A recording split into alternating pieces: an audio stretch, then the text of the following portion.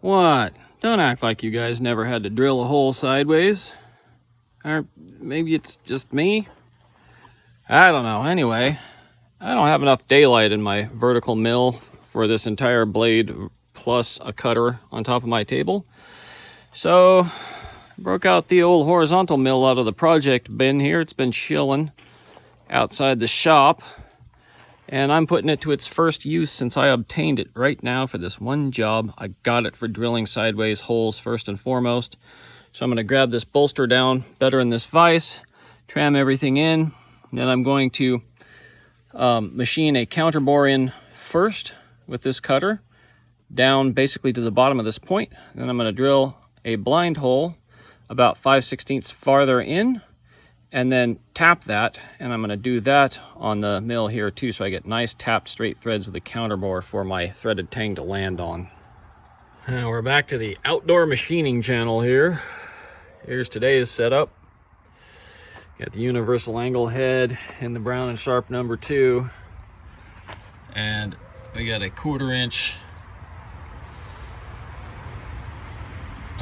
bottoming tap, basically ground out of a plug tap, with a center here in the chuck, aligning the tap with the hole that I just drilled, the tap drill hole, and I'm going to catch about 5 threads down into here, and I'm using some anchor lube as a tapping lubricant, and I've actually gotten that done off camera, got my threads in there. So now we're on to heat treat basically. Some more progress. Got that hole drilled and tapped. Bolts aligned pretty good in there. Coming out straight, just like we like for a tang. Now, it's kind of nice because that gives me something to hang on to during heat treat, for one thing. And it kind of protects the inside threads to have something in there. And now I can move to the next major step. It's getting this whole thing hardened, hoping I don't get too much warpage in here, and then dealing with it if I do. So up and on. I'll probably put a little anti-scale on here. Some Condursol Z1100. If I still have some that hasn't dried out, we'll have to see. Okay, so I got this heat treated, and the blade stayed pretty dang straight. Bolster stayed pretty straight to the blade. That's as we want. No cracking or anything that I was able to tell. Not that I expected any, but you never know. So I've made a tang for this. This started life as a grade 5 bolt, which is about 30-ish Rockwell, about 1040-ish material. So it's got some good strength to it. This is drilled and tapped, of course. I only need like the 5 threads on the end of this. We'll work them up in there. And then this side I have turned down to 190 thou and die cut some 10 by 24 threads on. So we'll check it with the handle pattern here. You can see it'll come out the back of the handle right about there, which is cool. Yep. So that's all tracking. This still fits in here pretty well after heat treat. I think if anything, this might have opened up just a tiny bit, because I got just the barest of light gaps back in here. So I think I'm just going to go with a 5 thou more oversized stylus when I cut this, and just hand fit things in a little bit more, or maybe just cut the front of this with the exact stylus and then oversize my stylus back here. We'll see how it goes. But so this is going pretty good now. So next I got to cut my scales to fit. Cut my scales out of that. See, you can see that little gap there. Cut my scales out of that green paper micarta. And then I've made it to where the end of this is probably a little bit longer than it needs to be, but I threaded enough of it that I can cut some threads off, as the case may be, for a length adjustment as I'm fitting things up. So actually I'll probably go grind the blade next, Rockwell, test it, stuff like that. Leave it parallel for the handle fit up process, and then bevel it after I got the handle roughly fabricated. Another quick note too, so when I made this, I just milled a couple of light flats in here using a collet block setup in the mill vise. They're not any particular dimension, as I'm just really using a crescent wrench on there. I don't have much surface to bite here, so I can just set the crescent wrench as tight as it'll go on there and hold the screw. That gives me a nice precise fit. That's in there the last little bit it needs to be, and you can see that that is nice and straight with the blade and the bolster, just like we wanted it to be. So good foundation for subsequent handle work. Here we're cutting inlays out of this abalone acrylic laminate material. Just made a finish pass with the 1/16 inch end mill.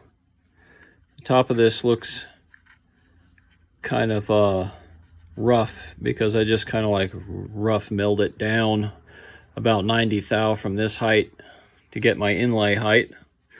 The details are all good, so now I got to carefully pry or tap it off of my super glue tacks here on the back plate and set it aside. Cut the one for the other side. Cut my positives first. Then I'm going to put my scales up on here, which are this vintage green paper micarta, and cut the female, the pockets for the inlays, with an undersized stylus, and then try to fit and then go to the next stylus. Okay, that's all the Pantograph work done on this side. Got my inlay pretty much fit in there. Just needs a little bit of sanding, maybe on a couple of the finer points, just to get it to drop in perfectly. So that's where I want it to be. And then I got the blade fit to the keyhole. Pretty much just drop on there. So that's pretty groovy. Let's see if I can get it to do it here on camera. Oh, yeah, there it goes. Get locked on. And I want to chip the actual micarta. It's a little chippy on the edges. So that's good. Then lastly, I drilled some pinholes / indexing holes that'll index through the frame assembly into the other scale underneath the inlays. So 3/32 stainless pins is what it'll be in there. I just got to do the other scale, probably in the morning. In progress. Got both sides of the handles, the handle scales, keyhole cut into them, and then the inlay pockets cut in. Got tri pins fitted up through the assembly with the frame, and I have the inlay positives cut as well, ready to glue in there when that's appropriate. Right now we're going to grind the blade and we're going to shape the bolster, and then we'll do the rest of the handle work after that. Okay, I got the handle tightening mechanism dialed in. Let's see if I can do this with one hand on camera. Loosen that a little. Check these pins out. I'm gonna have to re-drill for some more hidden pins. Then we can loosen that a little bit more. Take this scale out so you can see what's going on under there. So there's a small hole through the back of the handle frame for a pass-through for this Allen key. I made a little stainless Allen nut, barrel nut, that's going onto the end of the tang. We got a block here that's integral to the frame that it tightens against, and then that snugs that all up forward to the bolster by tightening on that barrel. Actually does a pretty good job of cranking everything together. So let's see if we can pin that back together with one hand.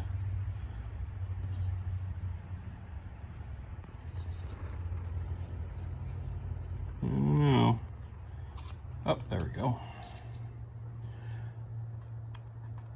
see if we can get the back one pinned together.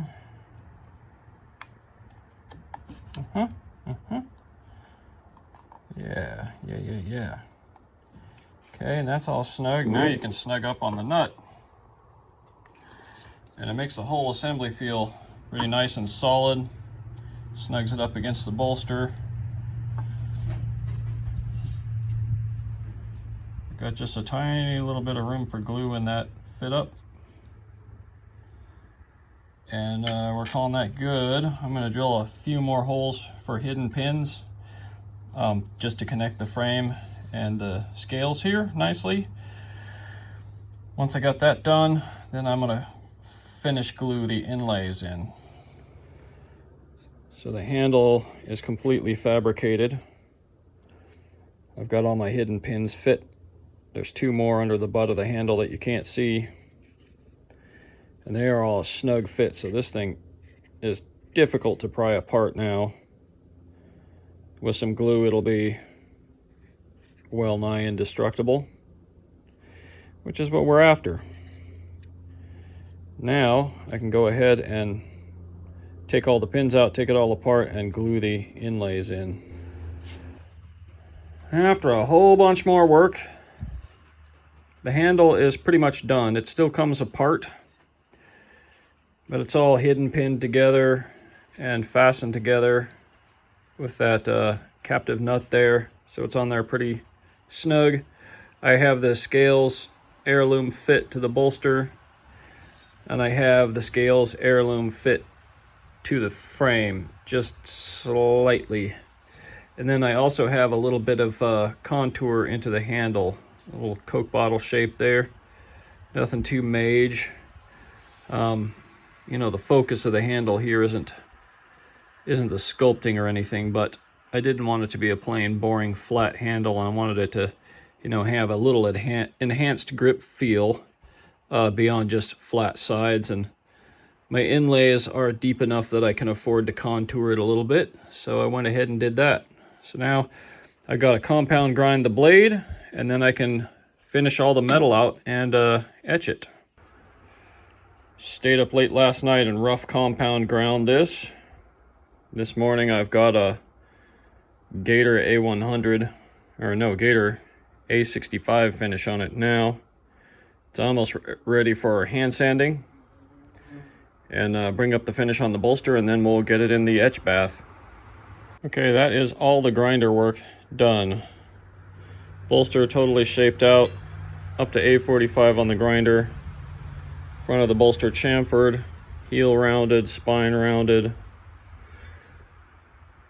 Everything hand sandable. Starting at 400 grit. Okay, so there's my mark cut on the Pantograph with a 60-degree carbide engraving bit, single lip cutter. There's the pattern. Now we're going to take this out of the clamps. We're going to take it over, sand it just a little bit more, and then we're going to go etch it. So I had to skip a ton of stuff just because I was down to the wire. I have to drive right down to UPS and ship this off right now. Matter of fact, I probably got to cut this video a little bit short, but you can see how this all came out. The inlet frame, the heirloom fit keyhole, the coffee etch on the Damascus, dragonfly feather integral blade, 2.4 tall compound grind, big Nito knife, abalone inlays, all the things, dichro lamb inlay over the finial nut. Yeah, let's try that again. Dichro lamb inlay there. Good stuff. Anyway, gonna go ship it out. Bye-bye now. Thanks for watching.